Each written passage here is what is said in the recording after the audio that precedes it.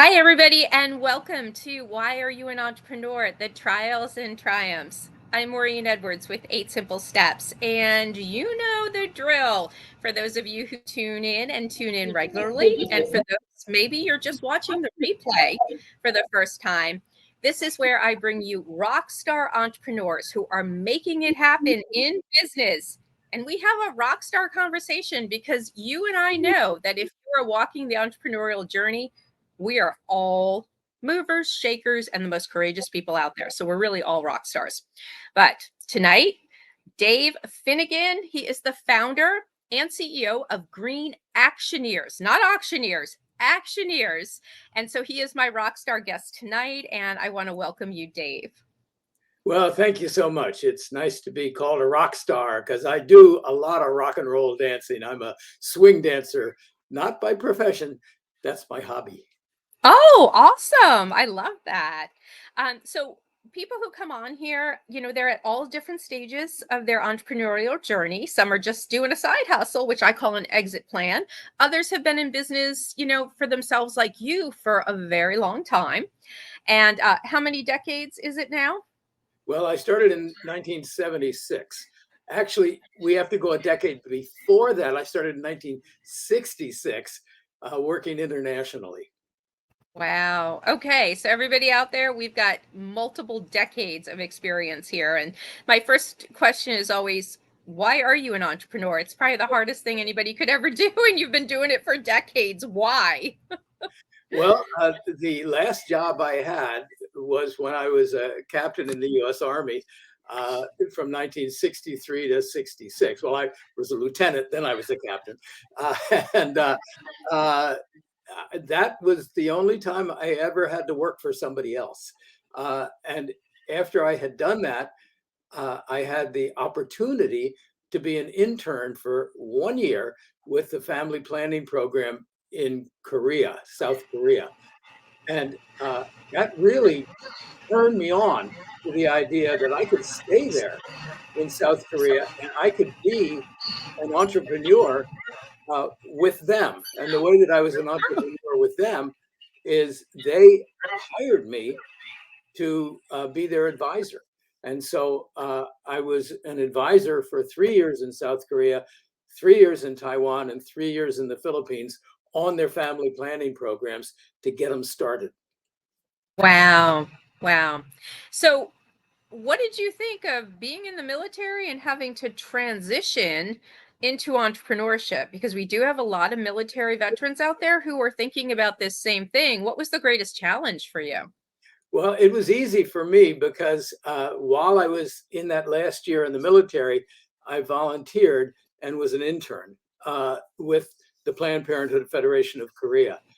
And then, as I was about to get out of service, they went to the people who could fund me and asked Right. me to please provide funding. So for me, it wasn't a difficult transition because the people I was going to be advising arranged for me to be their advisor. So that was Okay. great. That was a nice transition into entrepreneurship. Totally. It seemed to be very smooth for you.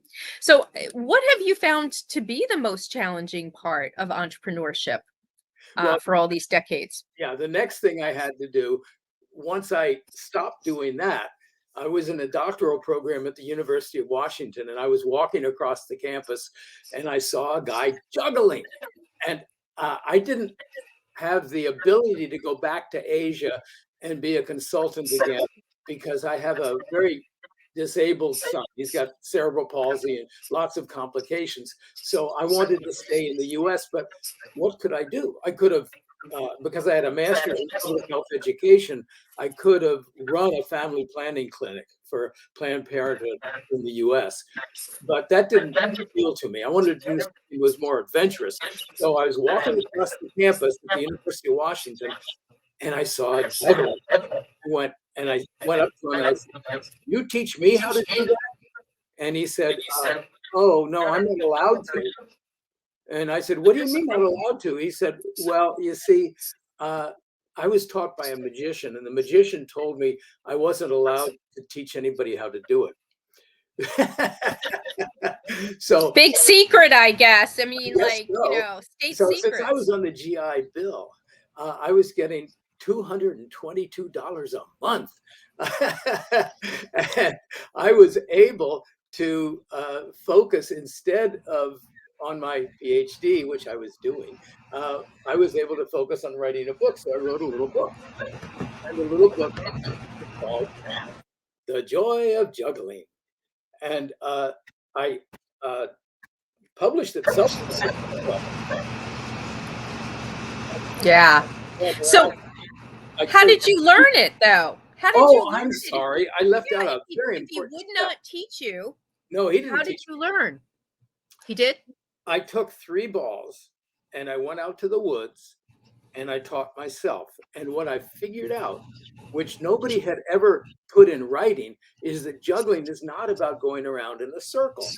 Juggling is about infinity signs. So juggling goes up in one direction and down, then up in the other direction and down. I don't know if this is going to play well, but I'll juggle with 3 nylon scarves. Maybe Yep. they're I crossing. see it. They're crossing. They're not going in a circle. They're making X's. Once I figured that out, I went back to him and I said, I've got it figured out. You're making infinity signs over and over again. And he said, don't tell anybody. And I said, no, I'm going to tell everybody. And that's when I wrote the book. I love this because this is true entrepreneurship. You had a creative idea, you were like this visionary, you saw that there was nothing like out there, and you're like, well, fine, I'm going to just go create it myself, which is what entrepreneurs do. And I bet you said you had to self-publish it. Everybody probably looked at you crazy like, we're not taking this book. And that was before self-publishing was like today. It's very common. People are self-publishing everything, but back then that was not common. No, it was rare, but I self-published, and then I went around to magic stores. I got in my car and I drove one lap around the United States, going from magic store to magic store and showing them the book and showing them some other things that I got made. And those other things are, let's see, I guess I can tilt the screen up here. All the you would use to juggle. So I went back to Asia where I had contacts. And I went to a plastic factory and I took, for instance, I took a juggling club that somebody had whittled basically out of balsa wood. And I went to the plastic factory and I said, could you make these out of plastic? And the guy went, oh, yeah.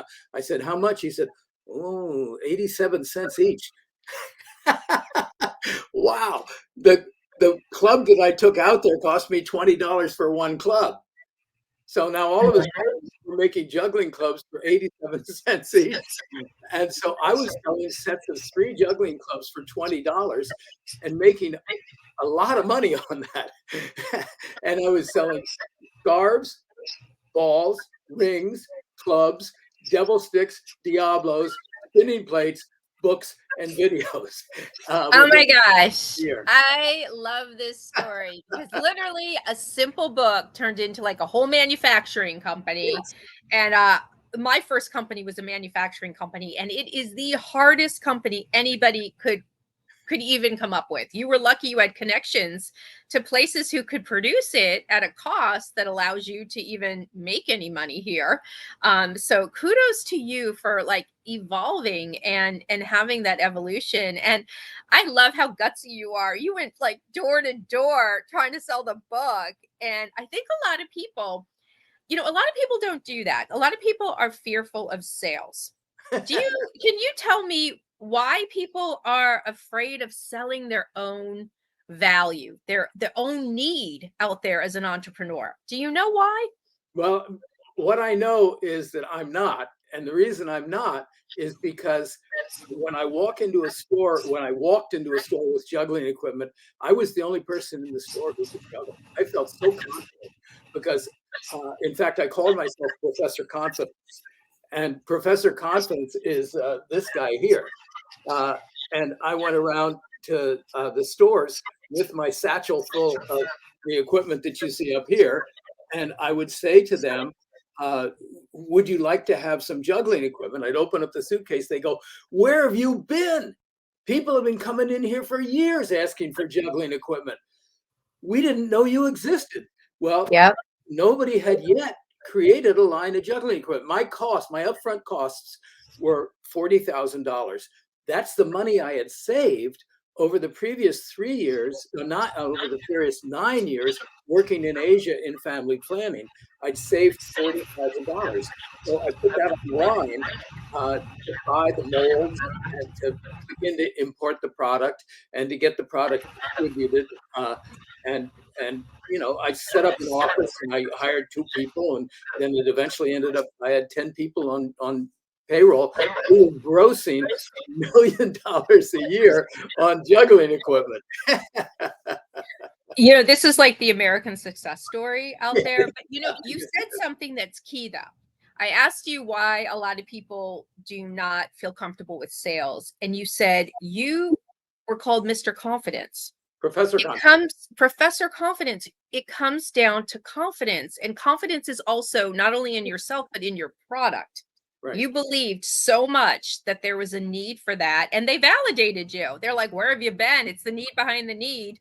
We've been waiting. And it's so funny because not everybody would take the risk. All those people had been waiting for the product. Why didn't they come up with it? They were in the industry, right? And they didn't take the risk. Yep. They didn't see the need. They didn't move forward, and you did. And so there are entrepreneurs and there are people who are waiting for entrepreneurs to get to them. Right? I went to the International Juggling Convention. There were 60 people gathered in a hotel in Delaware. And that was the International Juggling Convention. And I brought my suitcase full of juggling equipment and I showed it to them. And a guy came up to me and poked me in the chest. And he said, "How dare you do this? We have our own organization. We make our own stuff. We make it by hand.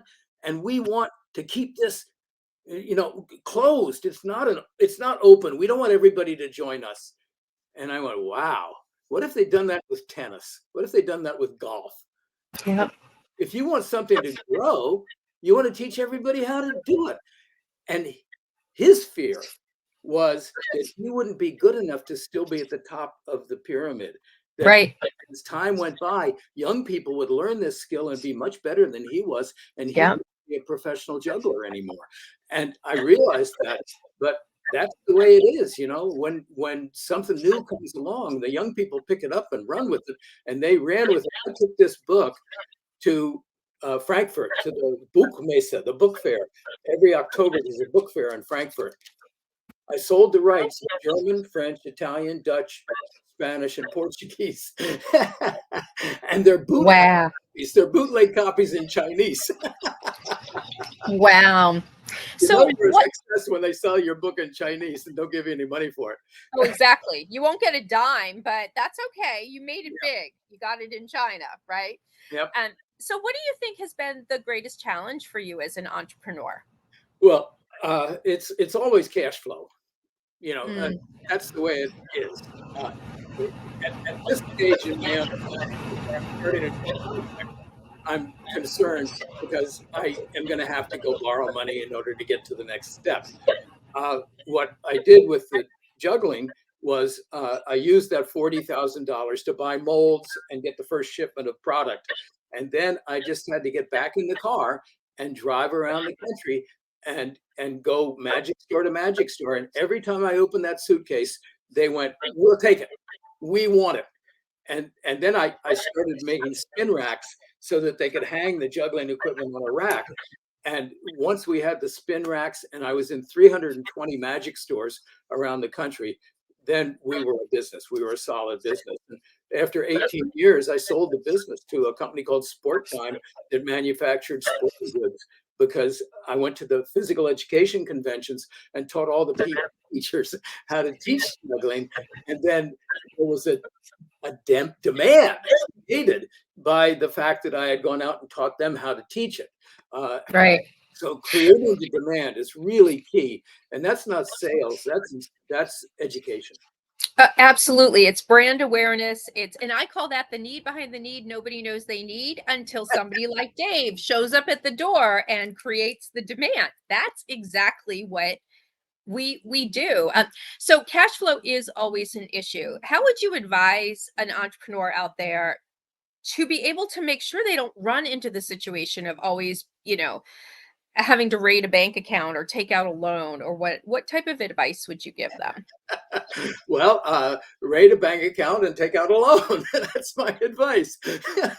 Because you have faith in yourself and your product, and in what consumers are going to demand.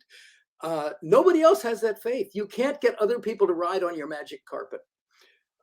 It really is a solo journey, unless you have the money to pay people to be your helpers, because you have the faith, you know what's going to work, and other people go, oh yeah, sure, right. Well, get back to me when you're a millionaire. And it really is difficult to get other people to come along. So you have to, as you said, take out a loan, and you have to, take some risk. But Yes. it's about risk and reward. My current project, okay, so after 20 years, I sold that company, but I stayed on the road and kept teaching juggling for another 10 years because I was making so much money as a professional juggling teacher. I was get $1,500 per day. This is in the 80s and 90s. $1,500 per day to go to a school and teach the kids how to juggle. And the reason is because of the way we set up the flow of the day. We start with a teachers meeting in the morning. I get all the teachers on board with the juggling scarves, because even Miss Grundy could juggle the scarves. And then I took the kids a grade level at a time, and I had some at third grade level. And then we had an assembly at the end of the day, and the kids all got to get up on stage a grade level at a time. The teachers closed the show, and that was thunderous applause because they were just so great. And then that evening, the parents came in. The kids taught the parents how to juggle, and that's when everybody went home with that stuff. That's a great way to sell the stuff on the side, by entertaining them and, getting them to experience it firsthand. And I think that's really important. If entrepreneurs, you're out there right now, it's not only like getting the demand going, but it's also the experience that gets the demand. You got them immersed in it, you got them involved in it, you got them to care about it, and then go, you know what, I want that. I want that too. And I think that comes back though. The word sales, nobody wants to hear the word sales, but at the same time, I don't look at it as, let's not talk about creepy marketing or being salesy. What you're doing is you're providing knowledge about something they never even knew about, that's opening their eyes, that could really provide value and joy and entertainment, and you're actually doing them a service. Here's what I would do. I would put two hats up on the front of the stage, and I would say, okay, I hope everybody had a great time tonight at family night. Then I would recite a poem, and then I'd say, all the juggling equipment is up on the front of the stage, and there are two hats up there. Just take what you need, here are the prices, and put your money in the hat, make your own change. It was marvelous. It was a strange night when we didn't have $2,000 in the hats. Wow. Because people just wanted that stuff because they just had their hands on it. They didn't want anybody to take it away from them. And so I trained 50 people around the world to deliver this program. And they were part of something called the Juggling Institute. And they went replicated what I did as well as they could in schools around this country and in Europe and in a couple of countries in Asia. And so that was really a lot of what fueled the growth of the company. Our company was called Jugglebug, and Jugglebug was the equipment company, and the Juggling Institute was a teaching arm, and Juggling for Success was my program. So again, this is important. You started with a book, Right. then you got products, Right. then it evolved into teaching. This is the scaling example that people should not just sit and go, all right, I'm going to sell book on Amazon. No, you should be thinking about the next thing. Not even the next book. I mean, that's a good thing, but what could be the different channels of distribution of these ideas? And so this is like the best example that I have heard about coming out with different lines to expand your company and make it worth more and drive more revenue for you. Well, one of the things that happened was the jugglers came up to me and poked me in the chest and said, "You didn't include everything."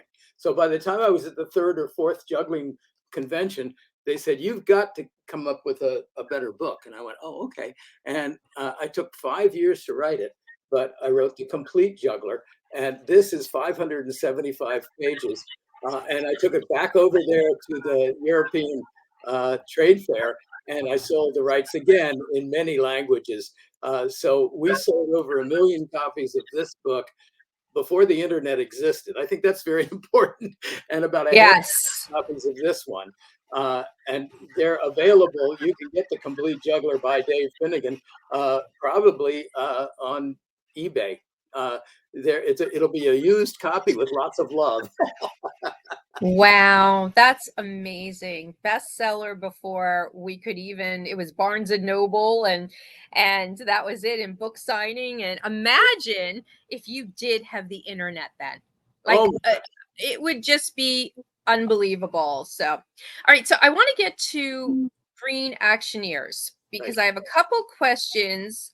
One, how did this idea even happen? You're going from juggling and entertaining people and putting money in a hat to like almost like a mission, a cause. So how did this happen?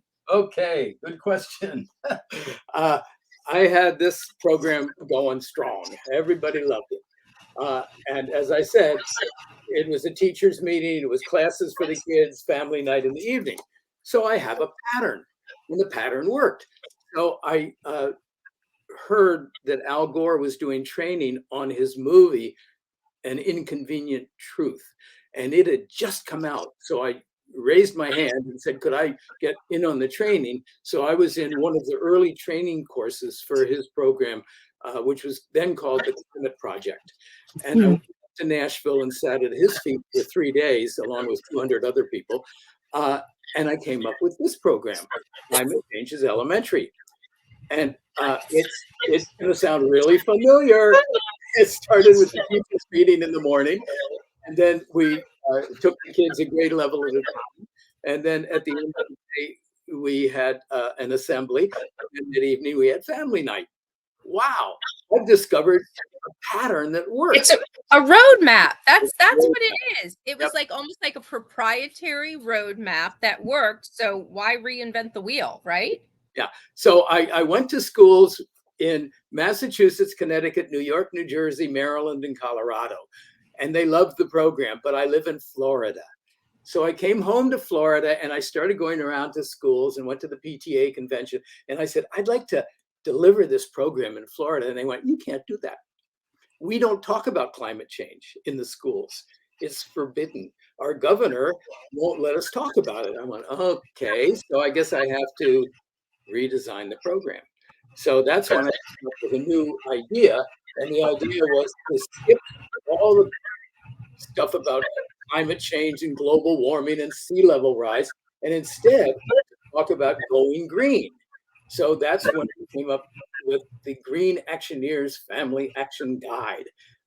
And what I did was I took the checklist that I had been handing to families at family night in the Climate Changes Elementary program that had 100 things that you could do to go green on it.